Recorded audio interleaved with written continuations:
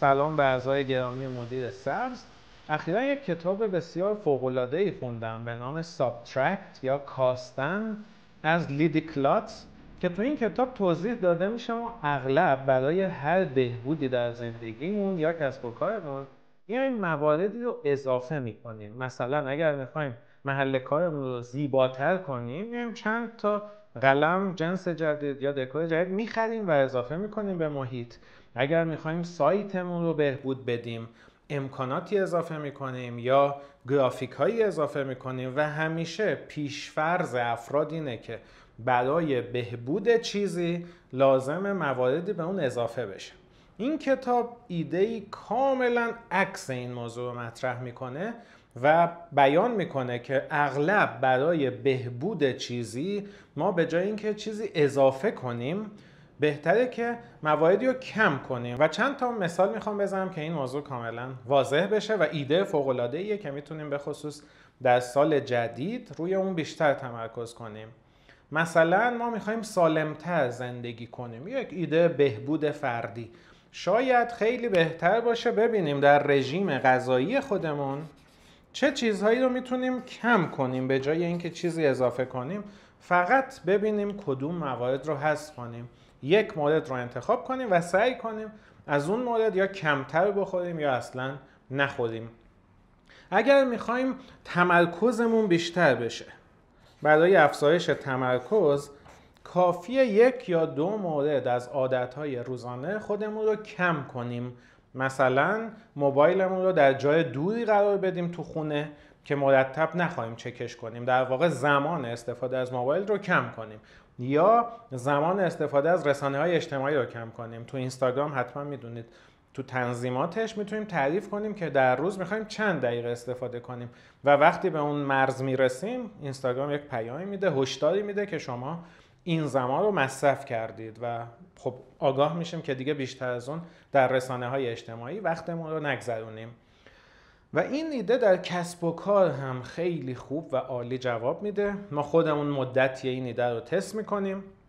چند روز پیش هوم پیج سایت مدیر سبز رو با همین ایده از اول ریدیزاین کردیم یا طراحی کردیم که حتما توصیه میکنم یک سری به mudirsabz.com صفحه اصلیش بزنید و ایدهش کاستن بوده. مثلا به جای اینکه بیایم 2 سطر یا در 2 ردیف محصولات رو نشون بدیم، در یک ردیف نشون میدیم و کاروسل استفاده میکنیم که امکان جابجایی داشته باشه و خیلی تمیزتر و شیکتر. به جای اینکه توضیحات مختصری زیر عنوانها بنویسیم که اغلب به هیچ وجه خونده نمیشه، بیایم اینا رو حذف کنیم و خود عنوان اصلی رو طوری واضح بنویسیم که مفهوم مورد نظر رو منتقل کنه. به جای استفاده از آیکون‌های اضافه، اقلام اضافه‌ای که هدف فقط زیباییه ولی کمکی به سادگی کار یا بیان بهتر موضوع نمی‌کنه، کل اینها رو میتونیم حذف کنیم. پس حتی تو سایتمون میتونیم از این ایده کاستن استفاده کنیم و ببینیم امسال چه مواردی رو بهتر از سایتمون حذف کنیم که بازدهی سایت بهتر بشه. یکی از مواردی هم که ما چند ماه پیش حذف کردیم اون قسمت دوره‌های آنلاینی بود که با یه پلاگین به اصطلاح LMS ساخته شده بود.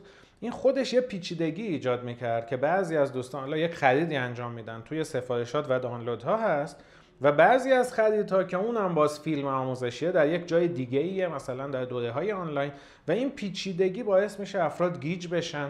ولی ما با کاستن این قسمت دوره‌های آنلاین در واقع به مخاطبامون کمک کردیم که بدونن هر وقت محصول آموزشی دانلودی خریدن مشخص جاش کجا باید باشه، دیگه لازم نیست در 2 جا بگردن و پیداش کنن.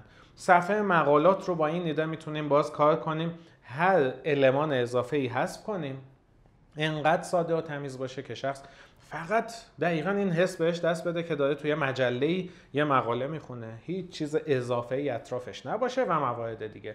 حالا کاستن نه تنها در سایت، میتونه در بازاریابی ما که هم میتونه آنلاین باشه هم آفلاین باشه اتفاق بیفته. سعی کنیم از بازاریابی خودمون هر جمله‌ای، هر مطلبی که کمک خاصی نمیکنه بکاهیم، حذفش کنیم. انگلیسیش سابترکت اسم کتاب، یا تفریق یا کم کردن، کمش کنیم. از گرافیک های بازاریابیمون، المان های اضافی که فقط قصد زیباییه و یه مقدار شلوغ میکنه باز اونها رو حذف کنیم و کلا هر موردی که میتونیم رو حذف کنیم. و حتی این ایده میتونه برای محیط کارمون هم اجرا بشه. اتاق کارمون رو اگر میخوایم بهره وریمون رو بالاتر ببریم، از حداقل اجزا، دکوراسیون و هر چیزی که لازمه درست کنیم، هر چیز اضافی رو از اتاقمون حذف کنیم. من سالها پیش یه خلاصه کتابی ترجمه کردم از بی‌نظمی تا نظم. تو اون خلاصه کتاب توضیح داده شده بود که اغلب مواردی که مدیرها در کشوهاشون در اطرافشون دارن در اتاق کارشون هیچ وقت تا ماها استفاده نمیکنن.